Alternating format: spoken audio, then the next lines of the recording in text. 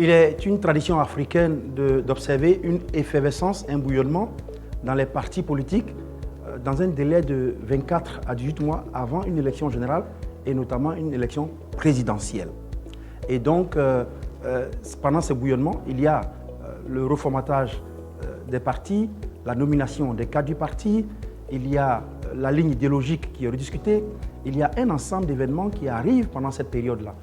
Mais en Côte d'Ivoire, on constate qu'en raison des événements de 2020 sur les élections présidentielles, mais également en raison du retour de certains acteurs politiques importants, en raison de l'activité d'autres grands acteurs ici présents en Côte d'Ivoire, on constate que le débat politique a pris un certain essor à 4 ans des élections. Ceci est une très bonne chose parce que ça va permettre le débat sur des questions sociales, de santé, d'éducation, de sécurité. Et donc, tout ce bouillonnement est bénéfique à la stabilité intérieure.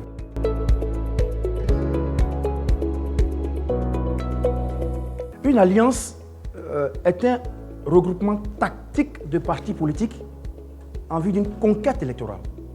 Une alliance a un seul objectif, c'est la conquête électorale.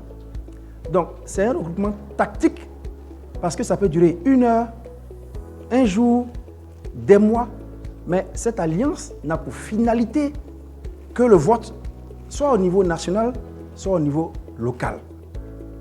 Donc, alliance, élection.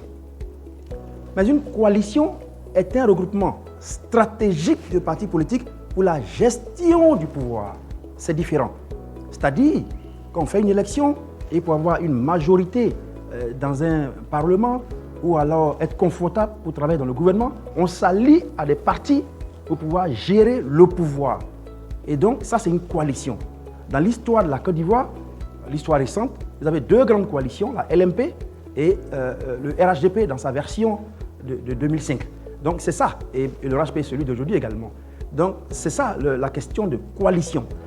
La coalition et l'alliance ont quand même des modes de formation. Et leur mode de formation, c'est l'idéologie, c'est l'histoire, c'est la conception de la société. Ça, ce sont des variables qui sont objectives.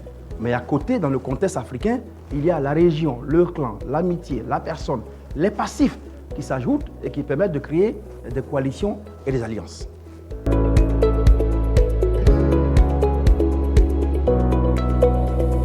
En Côte d'Ivoire, tous les pays au monde, tous les pays dits démocratiques ont un système de financement des partis politiques. La Côte d'Ivoire a un système de fonctionnement qui est arrimé aux résultats des élections, surtout les élections législatives, qui permettent de calculer les fonds à attribuer à un parti politique en fonction de la configuration, surtout dans le Parlement. Et il y a d'autres facteurs qui sont pris en ligne de compte. La provenance également de ces sources de financement peut être expliquée à d'autres occasions. Mais le financement des partis politiques est très important parce que les partis politiques animent la vie politique sur la base de leur idéologie. Il faut donc que ces partis soient formés, soient structurés pour pouvoir conquérir le pouvoir ou le bénéfice de l'ensemble du peuple. C'est un parti qui vient, mais c'est l'ensemble du pays qui en profite. Et donc, le financement des partis politiques a pour objectif de professionnaliser les partis politiques, de permettre de former les membres, de leur permettre d'avoir des bureaux et autres. Je prendrai le cas de la France.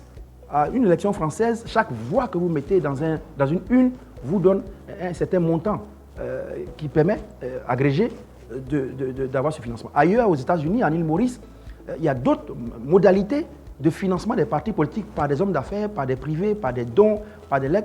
Mais ça obéit à des plafonnements, à des régulations, à des règles de transparence. Mais tout ce système, quel que soit le système choisi, n'a pour seule finalité que de permettre aux partis d'être forts.